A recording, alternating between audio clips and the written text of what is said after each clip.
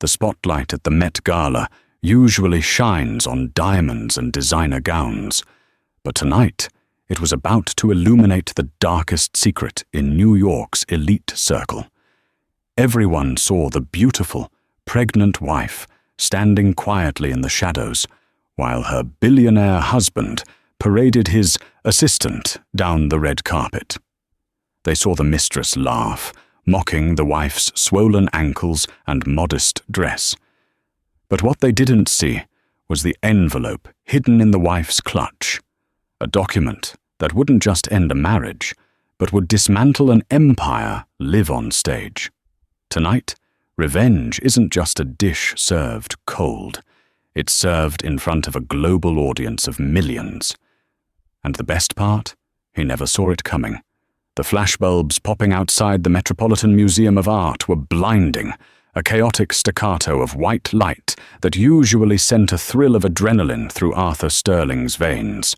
Tonight, however, the billionaire tech mogul felt invincible for a different reason. He adjusted the lapels of his bespoke Brioni tuxedo, glancing down at the woman on his arm. It wasn't his wife. "Smile, Arthur," whispered Jessica Vane, her voice a sultry purr that matched the crimson silk of her gown. She was technically his executive vice president of communications, a title he had invented just to keep her close, but everyone in the tri-state area knew the truth.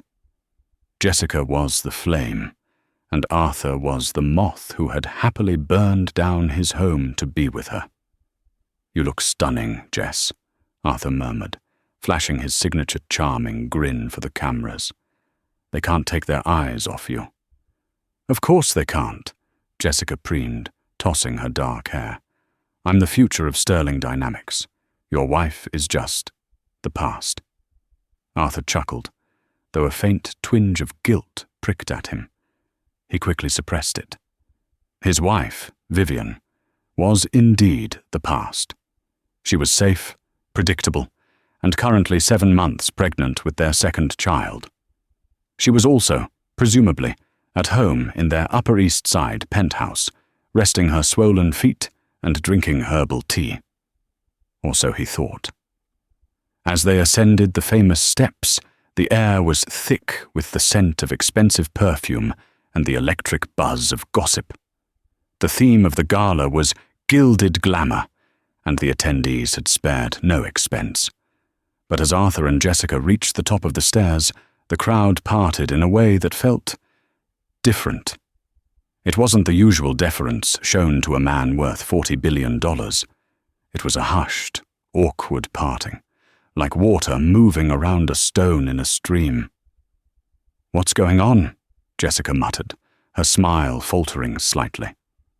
Arthur followed the gaze of the crowd. Standing near the entrance to the great hall, flanked by 2 security guards who looked more like statues than men, was a woman. She wore a gown of midnight blue velvet that draped elegantly over a very visible baby bump. Her hair was pulled back in a severe, regal chignon, and her neck was adorned with a necklace of sapphires that Arthur recognized immediately. It was the sterling sapphire, a family heirloom he had explicitly told her was too fragile to wear out of the vault. It was Vivian. "Arthur!" Jessica hissed, her grip on his arm tightening until her manicured nails dug into his suit fabric. "What is she doing here? You said she was on bed rest." Arthur's face drained of color. I thought she was." Vivian Sterling didn't look like a woman on bed rest. She looked like a queen surveying a battlefield. Her eyes, usually warm and accommodating, were hard as flint. She wasn't looking at the cameras. She was looking directly at Arthur. He tried to steer Jessica away, aiming for the safety of the cocktail bar inside.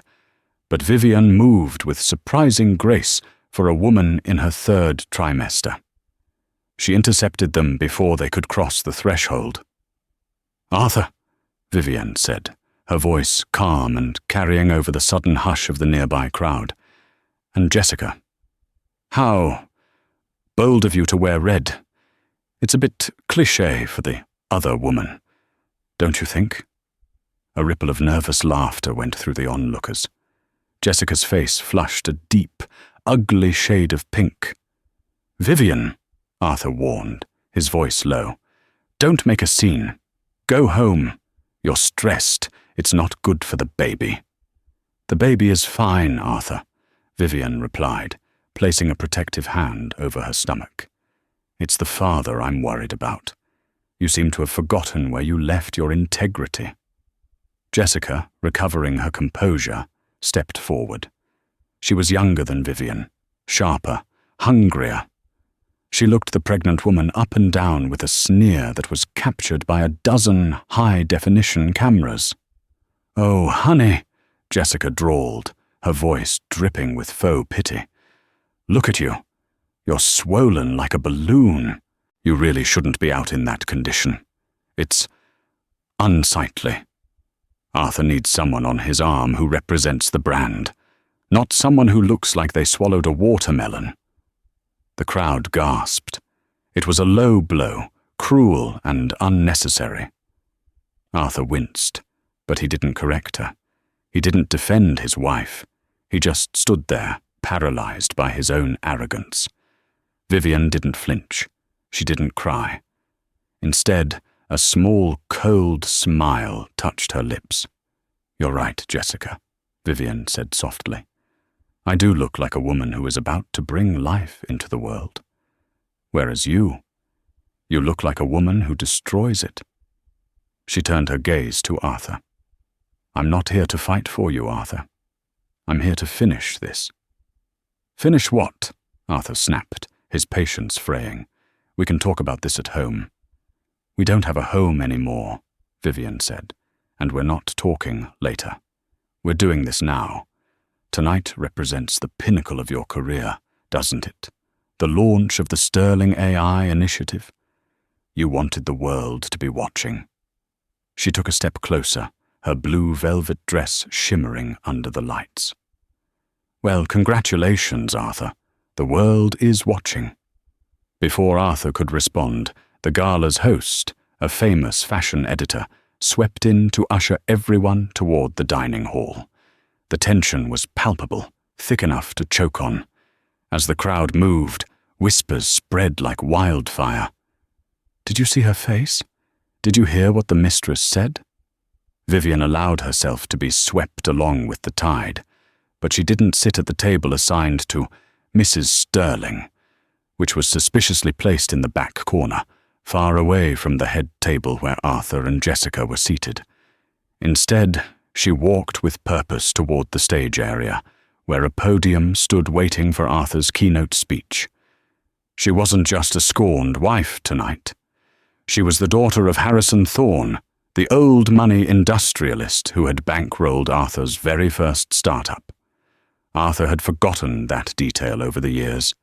He had forgotten that the foundation of his empire wasn't his genius code. It was the Thorne family trust. As she walked, Vivian clutched her purse tighter. Inside was a manila envelope. It wasn't just divorce papers. It was a forensic accounting of every dollar Arthur had siphoned from the company accounts to fund Jessica's lifestyle, her penthouse, her cars, her consulting fees. It was theft. And tonight, the thief was going to be caught. The great hall of the Met was transformed into an ethereal garden. Vines of white wisteria hung from the ceiling, and the tables were set with gold-rimmed china and baccarat crystal. It was a scene of absolute luxury, yet the atmosphere at Table 1 was toxic. Arthur sat at the head, sweating slightly despite the climate control. Jessica sat to his right, knocking back her third glass of champagne. She was frantically texting on her phone, likely trying to scrub her social media or coordinate with her PR team to spin the earlier confrontation. "She's crazy," Jessica hissed, leaning into Arthur. "Showing up like that, looking like a whale. We need to have security escort her out before your speech." "She's my wife, Jess," Arthur hissed back, his appetite for the filet mignon gone. "I can't just throw her out. The press would crucify me. We have to ride this out. She'll leave after dinner." "She better," Jessica snapped. "This is my night. I organized the press release. I picked the wine. I'm not letting some hormonal housewife ruin my debut as the future Mrs. Sterling." Arthur didn't reply. His eyes were scanning the room, looking for the blue velvet dress. He finally spotted her. Vivian wasn't sitting in the back. She was seated at table 4, the table reserved for the board of directors of Sterling Dynamics, and she was talking to Richard Graves. Richard Graves was the chairman of the board, a man known for his ruthless adherence to corporate governance. He was a shark in a 3-piece suit, and he had never liked Arthur's move fast and break things approach. He tolerated Arthur because Arthur made money. Arthur watched in horror as Vivian leaned in, whispering something to Richard. Richard's face, usually a mask of stone, darkened. He looked up, his eyes locking onto Arthur across the room. It was a look of pure, unadulterated fury. "What is she telling him?" Arthur muttered, panic rising in his chest. "Probably crying about how you don't love her," Jessica scoffed. "Richard doesn't care about feelings. He cares about stock prices." "You don't understand," Arthur said, his voice trembling. "Vivian, she knows things. She knows about the Cayman accounts." Jessica froze, her champagne glass halfway to her lips. "The accounts you used to buy the villa in Tuscany, the ones you said were untraceable?" "Nothing is untraceable if you know where to look," Arthur whispered. "And Vivian used to be a forensic accountant before we got married. I made her quit, but she never forgot the numbers." Suddenly, the lights in the hall dimmed. The chatter died down. A spotlight hit the stage. It was time for the keynote. "Ladies and gentlemen," the announcer's voice boomed, "please welcome the CEO of Sterling Dynamics, the visionary of the decade, Mr. Arthur Sterling." Applause erupted, polite but enthusiastic. Arthur stood up, buttoning his jacket. He had to pull it together. He was Arthur Sterling. He was a god in this city. No pregnant ex-accountant could touch him. He walked to the stage, the applause swelling. He took the microphone, flashing his $1,000,000 smile. "Thank you," he began, his voice smooth and commanding. "Tonight is a celebration of innovation, of looking forward, never backward. At Sterling Dynamics, we believe that the future belongs to those who are brave enough to seize it." He glanced at Jessica, who blew him a kiss from the front row. He felt his confidence return. He launched into his rehearsed speech, talking about AI, synergy, and global connectivity. He was in his element. But then he heard a sound. It was the sound of a chair scraping loudly against the marble floor. In the silence of a dramatic pause in his speech, the sound was like a gunshot. Arthur stopped. The audience turned. Vivian was standing up at table 4. She wasn't leaving. She was walking toward the stage. The security guards hesitated. This was the wife of the keynote speaker. They couldn't exactly tackle a pregnant woman on live television. Arthur gripped the podium. "Vivian," he said, his voice amplified by the microphone, sounding strained. "Please, darling. Sit down. We can—" "I don't think I will, Arthur," Vivian said. She didn't have a microphone, but the acoustics of the hall carried her voice clearly.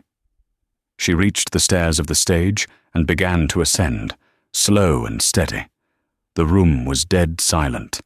The tension was so high it felt like the air pressure had dropped. Vivian reached the center of the stage. She stood 5 feet away from him, close enough to touch, but she felt miles away. "You speak so beautifully about the future, Arthur," Vivian said, her voice calm. She turned to face the audience, then looked down at Jessica in the front row. "But you seem to have a lot of trouble with the present." "Vivian, get off the stage!" Jessica shouted from her seat, unable to help herself. "You're embarrassing yourself." Vivian looked at Jessica and smiled. It was a terrifying smile. "Am I?" Vivian asked. She reached into her clutch and pulled out the envelope. "Arthur Sterling," she announced, her voice ringing out. "You wanted to launch something tonight. You wanted to reveal the truth about your company." She tossed the envelope onto the podium. It landed with a heavy thud. "I'm serving you," she said. Arthur stared at the envelope. "Divorce papers. You're serving me divorce papers at a gala? That's petty, Vivian." "Oh, those aren't just divorce papers, Arthur," she said, her voice dropping an octave. "Look at the second page." Arthur's hand shook as he opened the envelope. He flipped past the petition for dissolution of marriage. He looked at the document underneath. His blood ran cold. It wasn't a legal document. It was a bank transfer authorization. "Ladies and gentlemen," Vivian addressed the crowd, ignoring Arthur's pale face. "My husband likes to talk about transparency. So let's be transparent. The Innovation Fund that Sterling Dynamics has been promoting to investors for the past year. It doesn't exist." Gasps rippled through the room. Richard Graves stood up at table 4, his face purple. "The money," Vivian continued, pointing a finger at Jessica, "was funneled into a shell company called Vane Consulting. $75 million of shareholder money used to buy yachts, jewelry, and silence." Jessica screamed. "She's lying! She's a jealous, crazy cow." "I have the receipts," Vivian said calmly. "I have the routing numbers. I have the emails where Arthur explicitly instructs his CFO to hide the losses." She turned back to Arthur. He looked like he was about to vomit. "You stole from your company to pay for your mistress," Vivian whispered, only loud enough for the mic to catch. "And you thought I was too busy picking out nursery colours to notice." Arthur grabbed the mic. "Cut the feed! Cut the cameras!" he roared. But the camera operators didn't stop. This was the scoop of the century. They zoomed in. "You're fired, Arthur," a voice boomed from the floor. It was Richard Graves. "Effective immediately," Richard shouted, walking toward the stage. "Security! Escort Mr. Sterling off the premises, and call the authorities." The room erupted into chaos. Flashes went off like strobe lights. People were standing on chairs to get a better view. Vivian stood amidst the madness, an island of calm. She looked at Arthur, who was now being flanked by the same security guards who had protected him minutes ago. "I told you," she said softly. "I'm not here to fight for you. I'm here to finish you."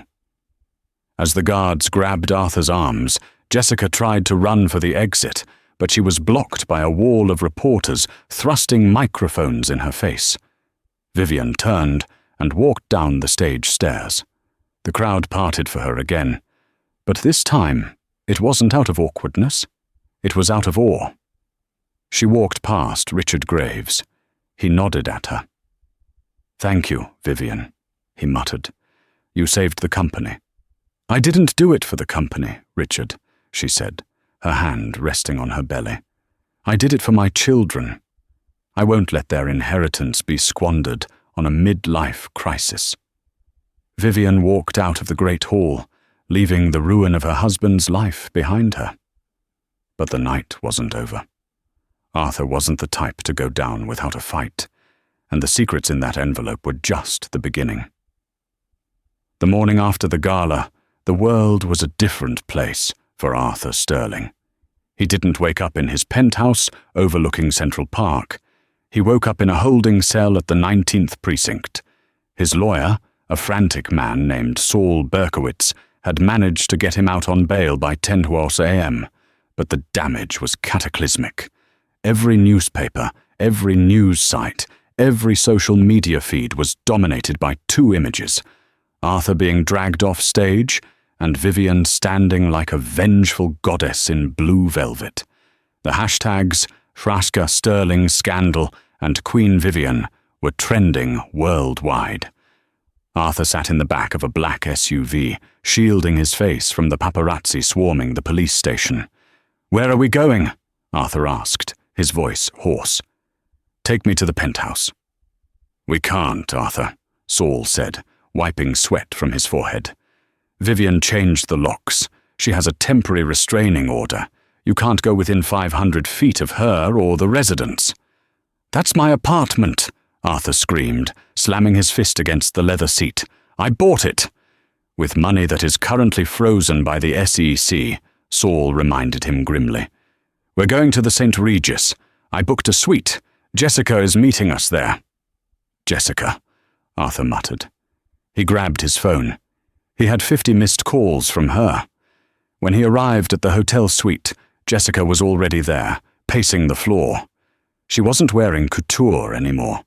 She was in sweatpants, her makeup smeared, looking like a cornered animal. "You fixed this, right?" she demanded the moment he walked in. "Tell me you fixed this. My accounts are frozen, Arthur. My credit cards were declined at Starbucks. Do you know how humiliating that is?" Arthur stared at her. "I just spent the night in jail, Jessica. I'm facing charges of embezzlement, fraud, and breach of fiduciary duty. And you're worried about coffee?" "I'm worried about my life," she shrieked. "They're saying I'm an accomplice. They're saying I could go to prison." "You spent the money, didn't you?" Arthur snapped. "You knew where it came from." "I thought you were smart," she yelled, throwing a pillow at him. "You told me you were untouchable. You told me your wife was a stupid domestic bore who didn't know a debit from a credit." "She played us," Arthur said, sinking onto the sofa. "She played the long game. She must have been gathering evidence for months." He poured himself a drink from the minibar, his hands shaking. "We need a strategy. Saul, what are our options?" Saul sighed, opening his briefcase. "It's not good, Arthur. The evidence she presented, it's airtight. She has the digital trail. She has the authorization codes. She even has recordings." "Recordings?" Arthur looked up. "What recordings?" "Apparently," Saul said, hesitating, "Vivian installed listening devices in your home office. And in your car." "That's illegal," Jessica cried. "Inadmissible." "Not if the car and the house are in her name," Saul said quietly. Arthur froze. "What?" "The penthouse," Saul said. "And the Rolls-Royce. You put them in her name 3 years ago for tax purposes, remember? To protect assets from creditors?" Arthur put his head in his hands. He had forgotten. He had been so busy building his empire and chasing Jessica that he had forgotten the safety nets he had built for his family, safety nets that were now strangling him. "So she owns the house," Arthur whispered. "She owns the car, she has the evidence, and she has public sympathy. And," Saul added, "Harrison Thorne is flying in today." Arthur's blood turned to ice. Harrison Thorne, Vivian's father. The man was a titan of industry, old school and utterly ruthless. He had warned Arthur on his wedding day, "Hurt her, and I will bury you." "We have to counterattack," Jessica said, her eyes narrowing. "We have to destroy her credibility. Say she's mentally unstable. Say the pregnancy hormones made her paranoid. Say she forged the documents." Arthur looked at Jessica. For the first time, he saw her not as a stunning muse, but as a desperate, vicious child. "No," Arthur said. "That won't work against Harrison Thorne. We need leverage, real leverage." He stood up, pacing. "The children. We use the children." "You want to use your kids as pawns?" Saul asked, looking uncomfortable. "I want custody," Arthur said, a cold resolve settling over him. "If I have custody, she has to negotiate. She won't send the father of her children to prison if I'm the primary caregiver. But you're looking at jail time, Arthur," Saul said. "No judge will give you custody." "Not if we prove she's unfit," Arthur said. "She's been stressed. She made a public scene. Maybe she's drinking. Maybe she's neglecting our son, Leo." "Arthur, that's low," Saul said. It's survival, Arthur hissed. Draft the papers. We're going for full custody. Jessica smiled. Now you're talking like the man I fell in love with. Vivian sat in her father's study in the Hamptons. It was a fortress of oak and leather, smelling of pipe tobacco and old money. Outside, the ocean crashed against the shore, a sound that usually soothed her. Today, it sounded like war drums. Harrison Thorne sat behind his massive desk, reading the custody filing Arthur's lawyers had sent over an hour ago. His face was unreadable, but the veins in his hands were prominent as he gripped the paper. He claims you're hysterical, Harrison said, his voice a low rumble. He claims you endangered your unborn child by causing a scene at the gala. He claims you've been neglecting Leo. Vivian sipped her tea. Her hand didn't shake. He's desperate, Dad. He knows he has nothing else. He's a cornered rat, Harrison spat. And rats bite. He wants to drag you through the mud to save his own skin. Let him try, Vivian said. I expected this. You did? Harrison looked at his daughter with newfound respect. You anticipated he would come for the children? Arthur is predictable, Vivian said. He thinks everything is a transaction. He thinks children are assets. He doesn't understand that to a mother, they are everything. She set her cup down. I have something else, Dad. Something I didn't use at the gala. I was saving it for this. What is it? Vivian reached into her bag and pulled out a small USB drive. Arthur didn't just steal money. He stole code, the core algorithm for the new AI project. He didn't write it. He stole it from a graduate student at MIT 3 years ago. The student committed suicide after Arthur ruined his reputation to cover up the theft. Harrison's eyes widened.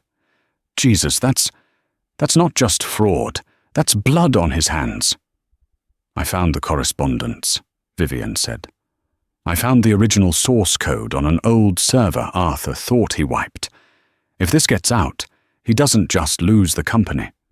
He becomes a pariah. He'll never work again. He'll be lucky to survive prison. Why didn't you release this last night? Harrison asked. Because, Vivian said, her eyes hard. I needed him to play his hand first. I needed him to show the judge exactly who he is. By filing for custody to use as leverage, he's proven he doesn't care about the kids. He only cares about himself. So what's the plan? We meet him, Vivian said. He wants a settlement meeting. Let's give him one. The meeting was set for 2 days later at the offices of Thorne Enterprises. It was neutral ground, technically, but walking into that building felt like walking into a lion's den for Arthur.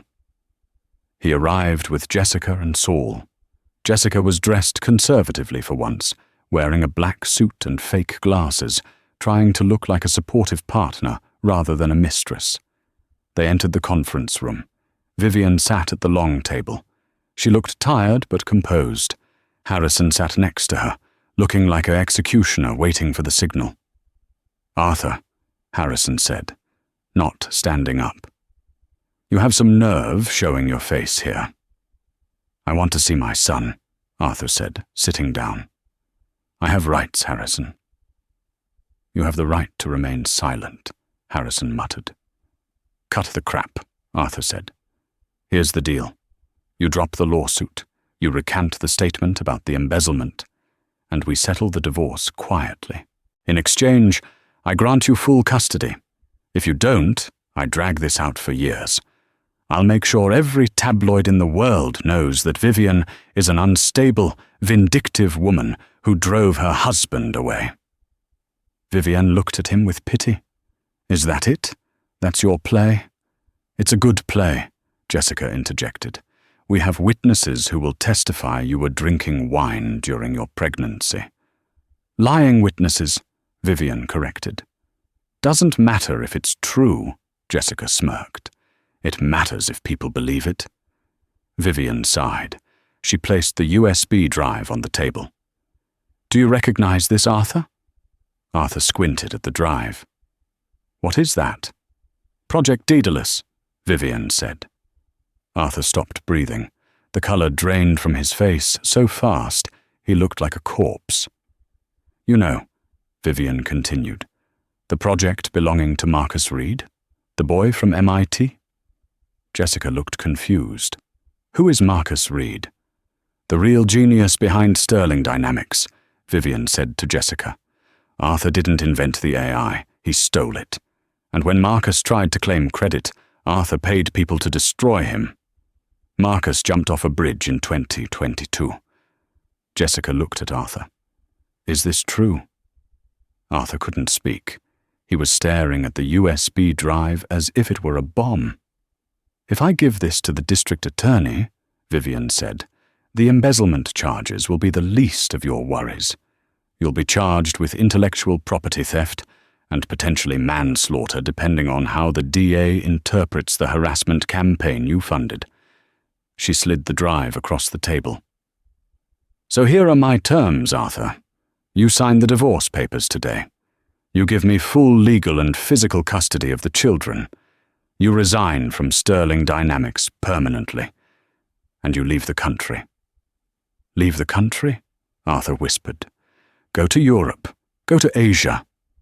I don't care, Vivian said. But if I see you in New York again, if you ever try to contact me or the children, this drive goes to the police. You can't do that, Saul sputtered.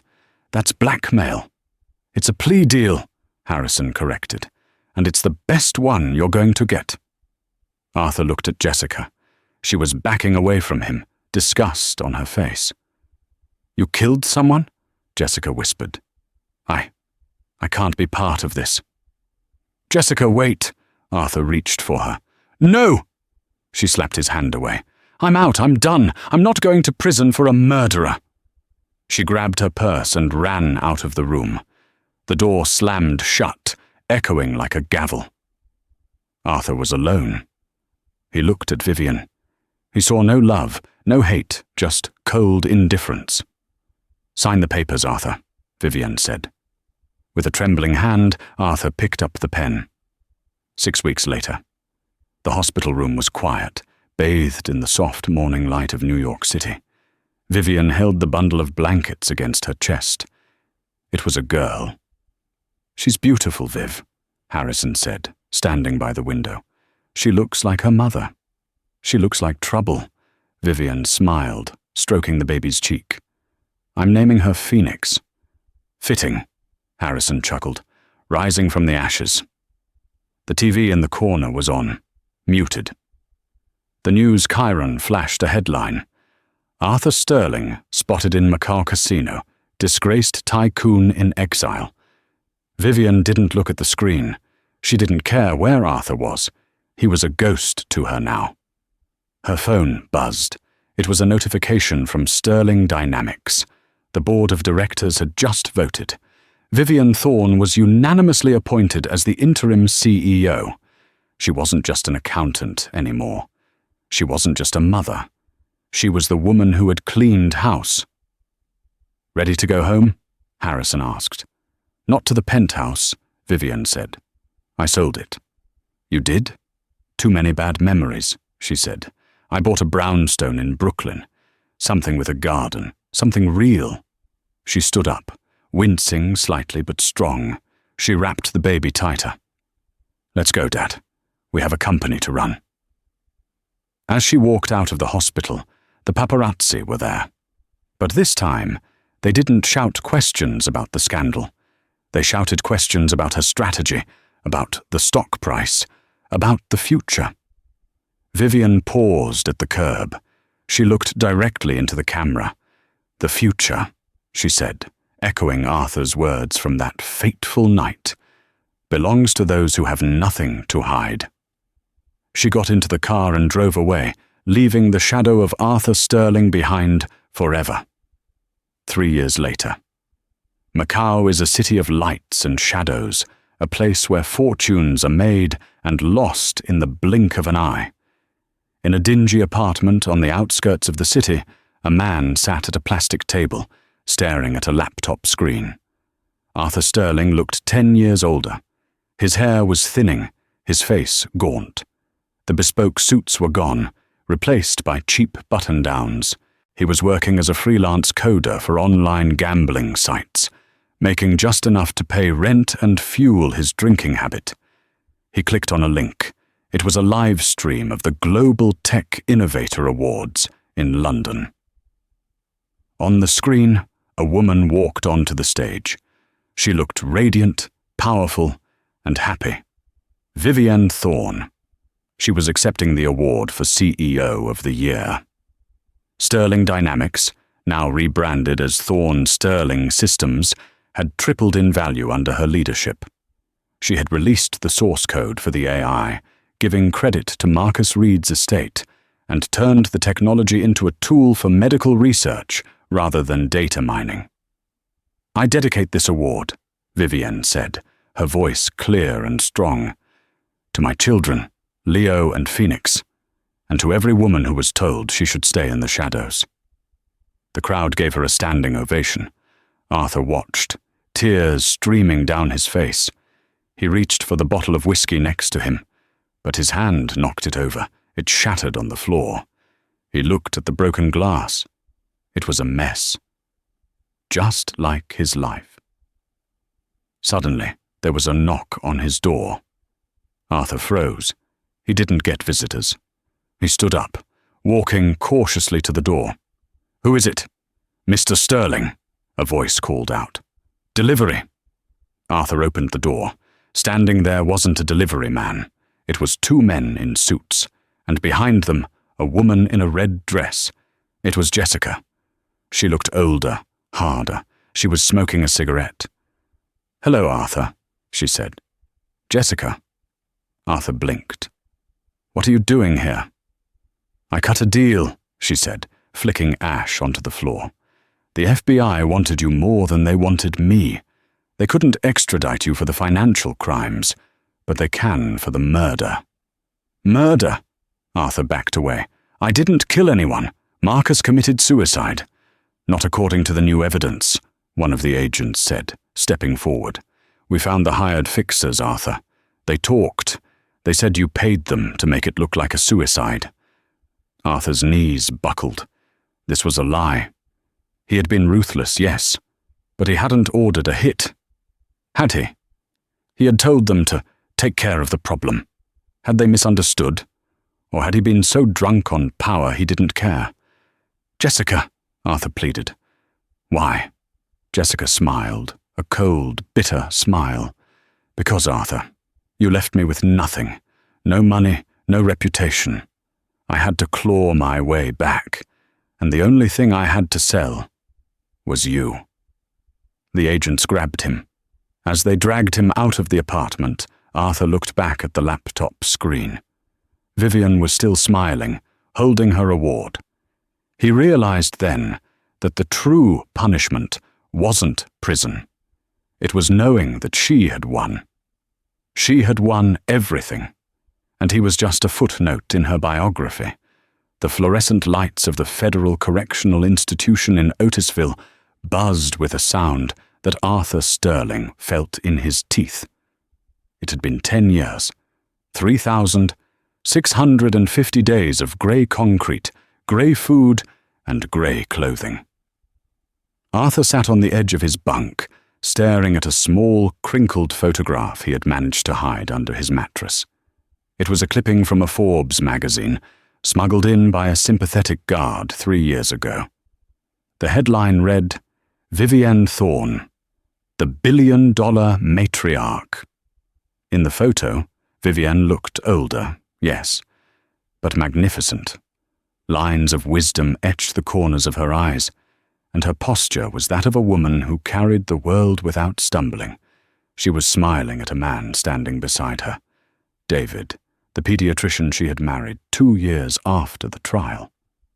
Arthur ran his thumb over Vivienne's face until the newsprint began to smudge. He looked at his own hands. They were rough, the nails brittle. These were hands that used to sign checks for millions of dollars. hands that used to steer yachts through the Mediterranean. Now, they were the hands of inmate 89402, assigned to laundry duty for 12 cents an hour. He coughed, a wet, rattling sound that shook his thin frame. The prison doctor called it chronic bronchitis, exacerbated by stress and the damp chill of the cell block. Arthur knew better. It was the rot, it was the bitterness eating him from the inside out. "Sterling!" a guard barked, rapping his baton against the bars. "Lawyer on the line. You got 5 minutes."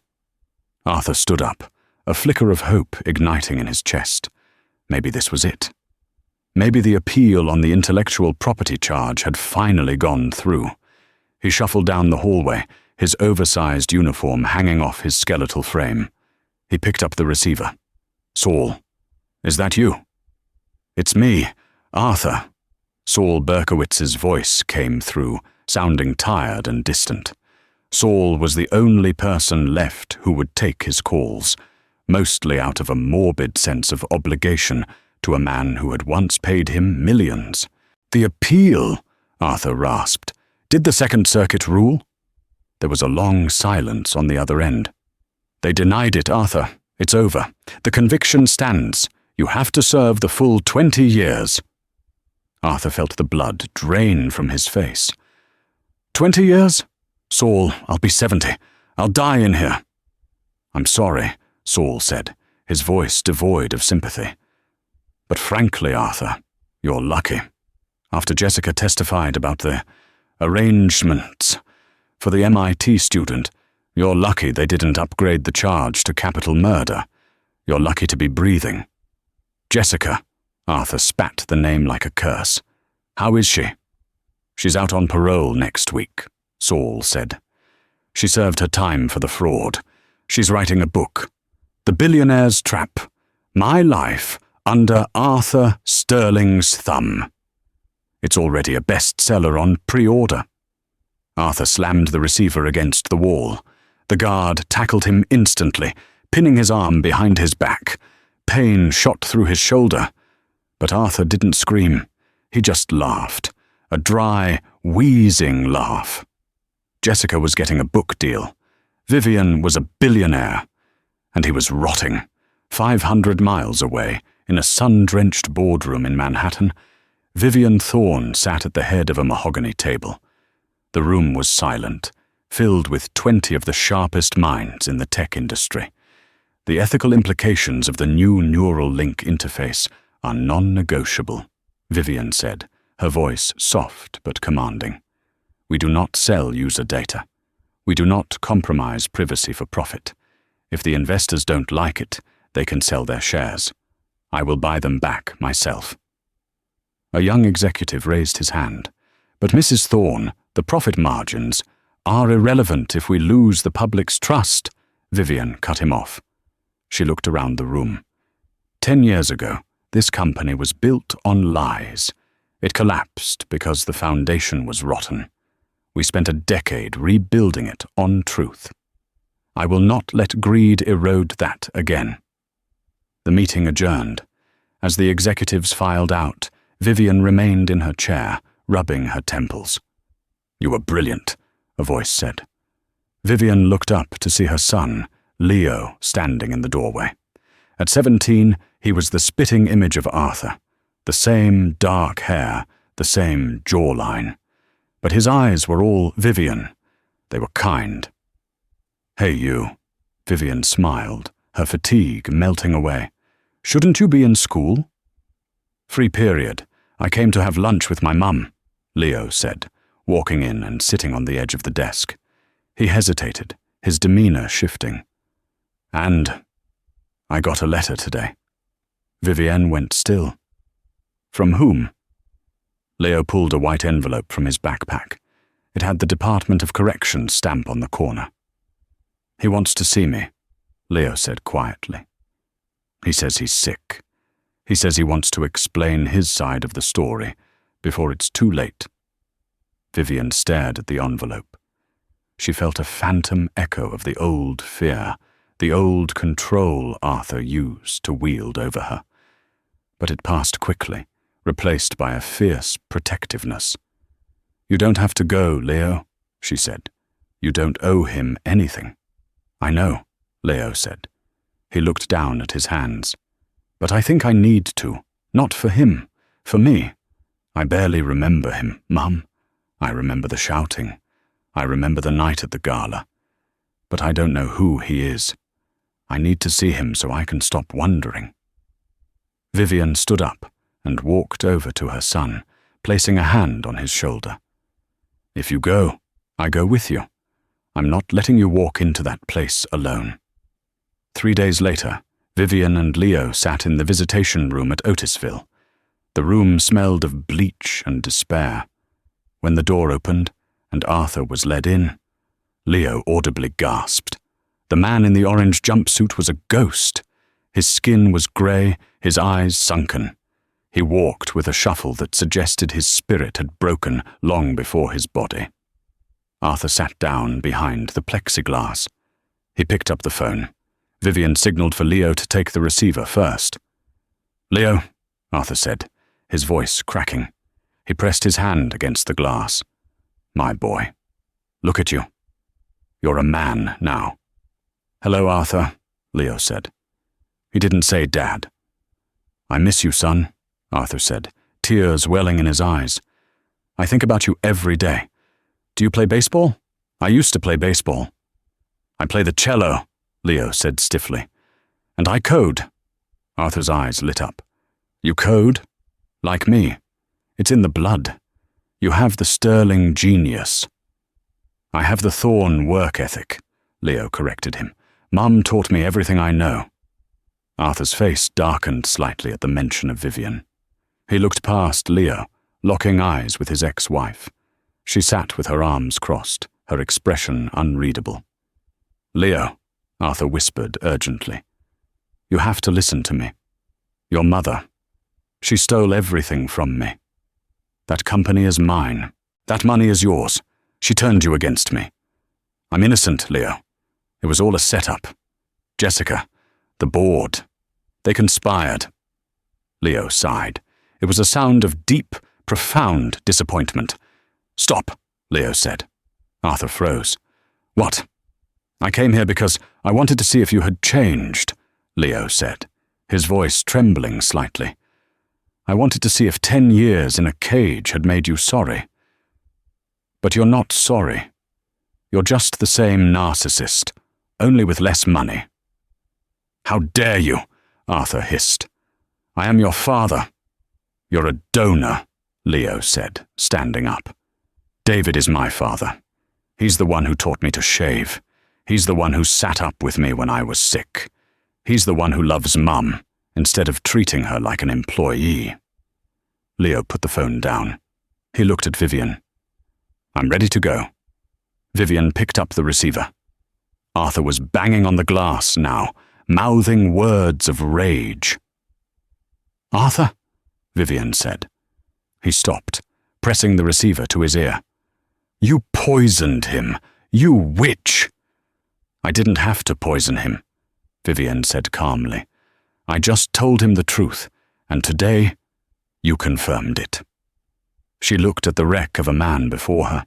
She searched for the anger she had carried for so long, the burning desire for revenge that had fueled her that night at the Met Gala.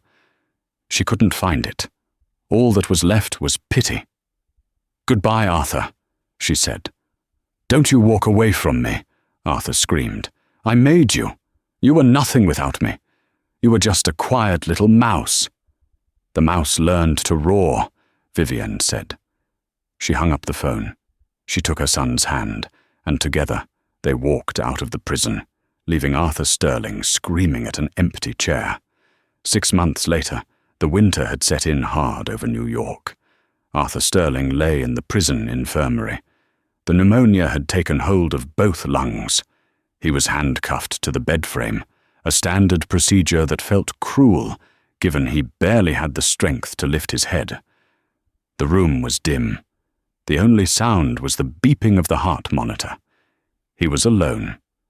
Saul Berkowitz hadn't answered his calls in weeks. Jessica was busy promoting her book on talk shows. crying fake tears about how Arthur had manipulated her innocent youth. Arthur closed his eyes. Memories flashed before him, disjointed and feverish. The applause at the launch of his first company, the flashbulbs at the Met Gala, the look on Vivian's face when he gave her the sapphire necklace, a necklace he had bought with money meant for employee pensions. He realized, with a sudden, terrifying clarity, that he had never actually been happy. He had been hungry, he had been triumphant, but he had never been at peace.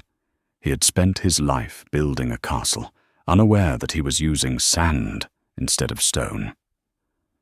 "Vivian," he whispered into the empty room. It wasn't a curse this time. It was a plea.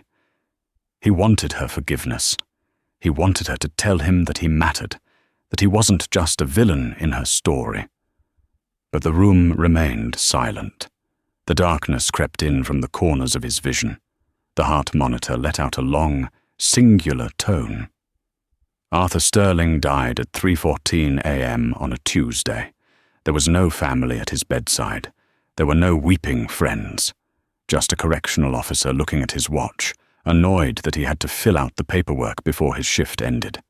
The news broke the next morning. Vivian was in the greenhouse of her Brooklyn brownstone, repotting orchids. The air was warm and humid, smelling of damp earth and blooming jasmine. David walked in, holding a tablet. His face was somber. "Viv," he said softly. She looked up, wiping dirt from her hands. She knew instantly. "He's gone?" David nodded. "Heart failure, complicated by pneumonia. It happened early this morning." Vivian took a slow breath. She waited for the grief to hit her, but it didn't come. Instead, she felt a strange lightness, as if a heavy coat she hadn't realized she was wearing had slipped off her shoulders. "The press is already calling," David said. "They want a statement. They want to know about the funeral arrangements." Vivian took the tablet from him. She saw the headlines. "The fallen king is dead. End of an era." "No funeral," Vivian said firmly. David looked surprised. "None." "Arthur loved spectacles," Vivian said. "He loved cameras and crowds. I won't give him one last show. We will have him cremated. We will scatter the ashes privately.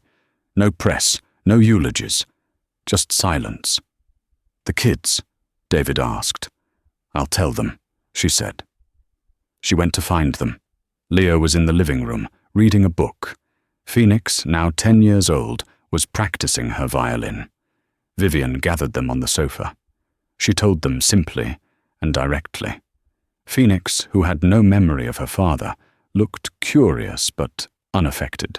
"Is it bad that I don't feel sad?" she asked. "No, sweetheart," Vivian said, kissing her forehead.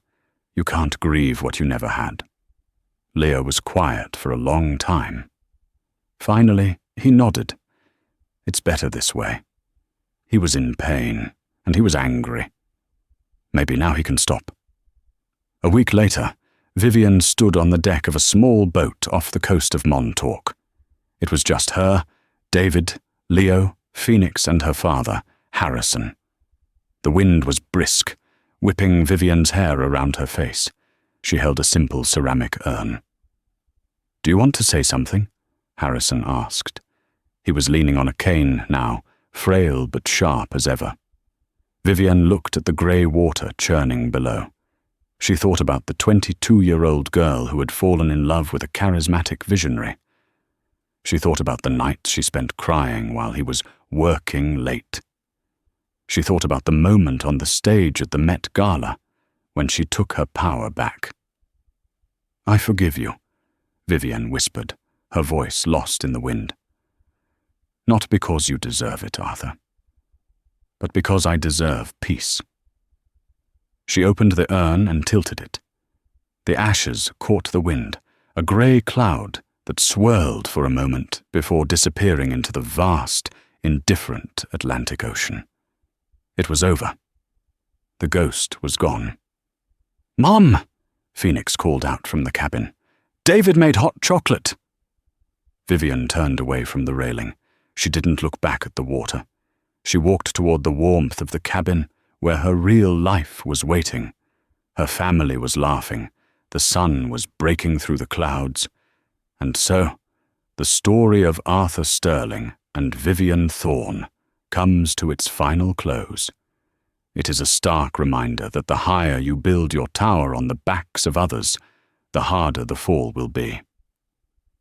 Arthur died surrounded by the consequences of his own greed, while Vivian lived surrounded by the love she fought so hard to protect. Revenge isn't always about destroying your enemy. Sometimes the greatest revenge is simply outliving them, outshining them, and being happy in a way they never could be. Vivian didn't just survive. She thrived. She turned her pain into power and her trauma into triumph. Thank you so much for following this 7-part saga. I hope you enjoyed this roller coaster of drama, betrayal, and justice. If this story moved you, please hit that like button. It really helps the channel grow. Share this video with someone who needs a reminder that they are strong enough to overcome anything. And don't forget to subscribe and ring the bell so you never miss a new story. I'll see you in the next video. Stay strong.